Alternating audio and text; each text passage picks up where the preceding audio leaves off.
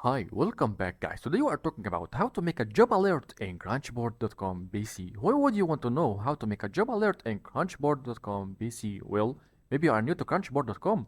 So today I'm going to show you how to make a job alert in Crunchboard BC. Check the video description and I will try to leave the written instructions. Okay, click on your name here, go to manage profile. Okay, now click on email subscriptions. Okay, scroll down. You'll find job alert notification. Crunchboard job will send you daily job alert based on your keywords and location identified below, which you used to sign up for email alerts. Okay, let's make a new alert, or we can edit this one. Let's edit it. Okay, the keywords is empty. Let's type video editing. Okay, and press enter or click on update here. Okay, let's refresh by F5